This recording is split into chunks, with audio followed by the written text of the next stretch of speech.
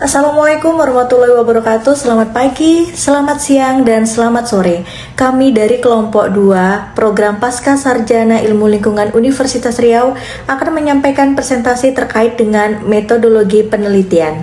Sebelumnya kami ucapkan terima kasih kepada dosen pengampu kami, yaitu Profesor Dr. Hajah Hasnah Faiza ARM Hum sebagai dosen mata kuliah Metodologi Penelitian jurusan Pasca Sarjana Ilmu Lingkungan Universitas Riau. Sebelumnya kami akan memperkenalkan diri dari kelompok 2 dengan saya Dewi Impian dengan nomor NIM 2310248832. Saya Rizka Khairunisa dengan NIM 2310248833. Baik, kami akan presentasi terkait dengan langkah-langkah penelitian kualitatif.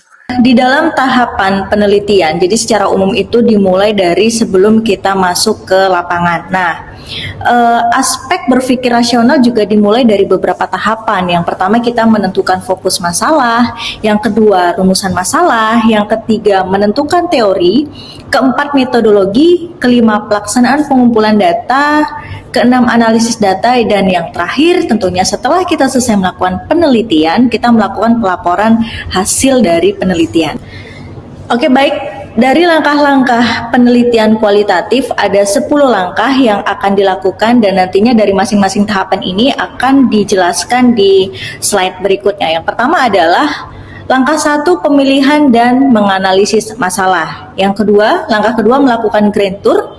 Langkah ketiga, menetapkan fokus penelitian. Langkah keempat, penentuan metodologi penelitian. Langkah kelima, pengumpulan metodologi penelitian. 6, pengumpulan data penelitian. Yang ketujuh, pengolahan data dan penafsiran data atau kita melakukan analisis data. Kedelapan, pemeriksaan keabsahan data. Kesembilan, mendeskripsikan dan membahas hasil dari penelitian yang kita lakukan. Dan yang terakhir, tentunya kita melakukan penyusunan laporan penelitian kita. Oke, baik. Untuk tahapan pertama terkait dengan pemilihan dan analisis masalah, biasanya alat bantu yang kita lakukan adalah kita mengajukan pertanyaan yang dimulai dengan pertanyaan apakah, ya. Oke, jadi ada 7 contoh pertanyaan yang dimulai dari apakah. Misal yang pertama, apakah masalah tersebut merupakan masalah yang baru atau belum pernah diteliti oleh orang lain? Yang kedua, apakah masalah tersebut mengundang rasa ingin tahu dari diri kita sebagai peneliti ataupun dari pihak luar yang mungkin akan membaca dan memanfaatkan hasil dari penelitian tersebut? Atau yang ketiga, apakah masalah yang dipilih berbeda dalam ruang lingkup ilmu yang dipelajari? Atau mungkin yang keempat, apakah kemampuan dan latar belakang pendidikan peneliti mendukung tujuan-tujuan itu? Jadi ada beberapa pertanyaan sebagai contoh dan kata kuncinya adalah apakah. Oke, baik. Tahapan yang kedua adalah melakukan grand tour. Melakukan grand tour itu apa sih? Grand tour adalah survei pendahuluan. Jadi grand tour ini digunakan untuk mencari informasi dan fenomena-fenomena lapangan untuk menemukan data yang mungkin berhubungan dan mendukung masalah peneliti yang perlu untuk diteliti. Dan juga sumber data dari pengamatan pendahuluan, kita juga melakukan wawancara yang berhubungan dengan masalah penelitian seperti pernyataan orang-orang yang kompeten atau orang-orang yang ahli, lalu juga mendokumentasikan hasil dari penelitian atau berhubungan dengan masalah yang diteliti.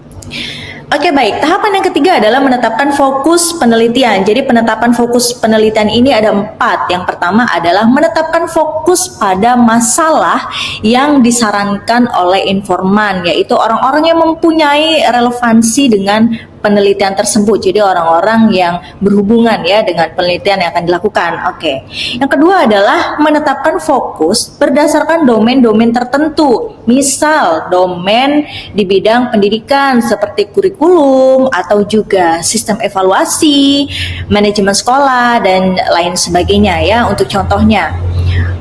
Fokus penelitian yang ketiga adalah menetapkan fokus yang memiliki nilai temuan untuk pengembangan ilmu pengetahuan dan teknologi. Dan yang terakhir, menetapkan fokus berdasarkan permasalahan yang terkait dengan teori yang sudah ada. Jadi biasanya penelitian ini bersifat pengembangan, yaitu melengkapi dan juga memperluas lagi teori yang sudah ada dari sebelumnya. Tahapan yang keempat adalah kajian literatur atau teori. Nah, teori itu apa sih? Teori itu berfungsi untuk kita bekal supaya kita memahami konteks sosial secara lebih luas dan juga mendalam. Nah, biasanya juga landasan teori itu dikemukakan di dalam latar belakang dan dia menunjukkan seberapa jauh kita sebagai peneliti memilih teori yang berhubungan dengan masalah penelitian yang dilakukan. Nah, di dalam penelitian kualitatif, landasan teori bersifat sementara ya.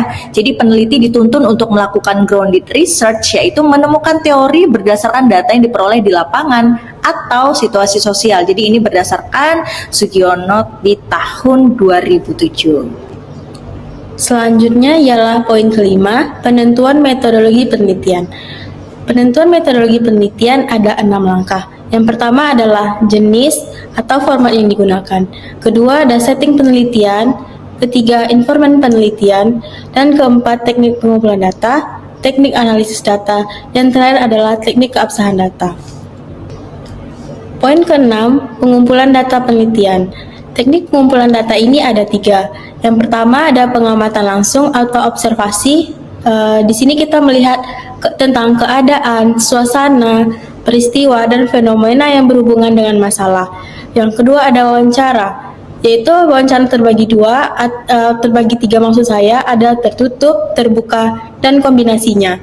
Selanjutnya ada dokumentasi, memeriksa mencatat dokumen-dokumen yang menjadi sumber data penelitian. Selanjutnya poin ke-7, pengolahan data dan penafsiran data atau disebut juga dengan analisis data.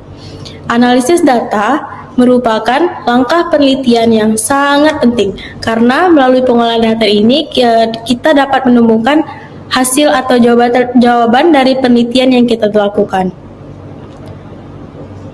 Kedelapan ialah pemeriksaan keabsahan data.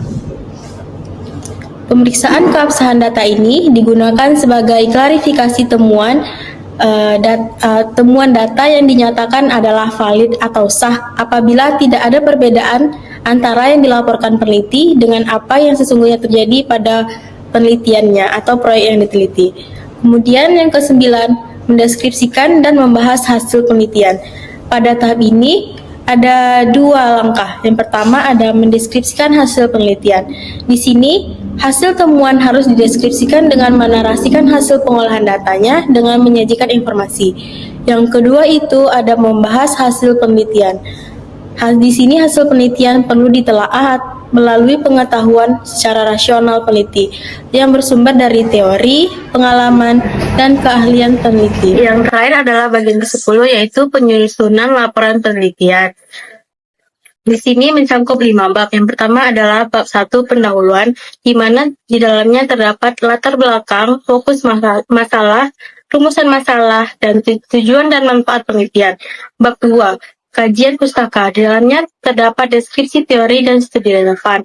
Bab 3 itu ada metodologi penelitian, di dalamnya ada jenis penelitian, setting penelitian, subjek peneliti, teknik pengumpulan data, teknik analisis data, dan teknik keabsahan data. Bab 4 ialah hasil penelitian dan pembahasan. Di dalamnya mencangkup hasil penelitian dan pembahasan. Bab 5 penutup. Di dalamnya terdapat kesimpulan, implikasi, dan rekomendasi. Selanjutnya ada lampiran dan daftar pustaka. Terima kasih. Sekian yang bisa kami sampaikan. Mohon maaf jika terdapat kekurangan.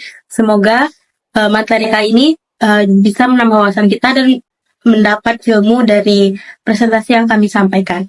Nah, selanjutnya nih ada soal nih yang bisa teman-teman selesaikan untuk menambah ilmu pengetahuan dalam materi kali ini. Demikian presentasi dari kami, jangan lupa di like, komen, subscribe, dan share ke semua akun media sosial yang kamu punya. Wassalamualaikum warahmatullahi wabarakatuh.